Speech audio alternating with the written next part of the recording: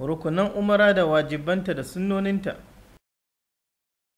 Umara kuwa malaman musulunci sun iyakance rukunanta. Rukunan su ne harama, wato niyyar shiga aikin hajji, da sa'ayi tsakanin safa da marwa, da ɗawafi. Wajibanta kuwa su ne ihrami daga miƙati, saboda faɗin manzon Allah tsira da amincin Allah su tabbata a gare shi bayan ya faɗi wuraren miƙati ya ce, waɗannan miƙatan na mutanen garin ne da waɗanda suka zo ta hanyar su, ga wanda yake da niyyar hajji da umara. Wajibi na biyu shine aske gashin kai gaba ɗaya ko saisaye shi, saboda faɗin Allah maɗaukakin sarki, tabbas za ku shiga masallacin harami insha Allah kuna masu aske kanku gaba ɗaya ko kuma saisaye. Al-Fath aya ta 27.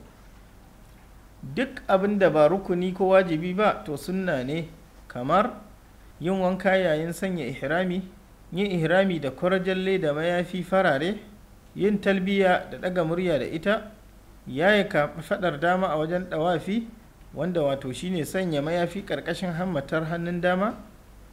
Wanda ya bar rukuni daga cikin rukunan umararsa ba ta yi ba har sai ya zo da shi. Amma wanda ya bar wajibi, yanka ya wajaba a kansa, wato yanka akuya ko ya ba da 1/7 na saniya ko raƙumi. Wanda ya bar sunna daga cikin sunnonin umara babu komai a kansa, umararsa ta inganta.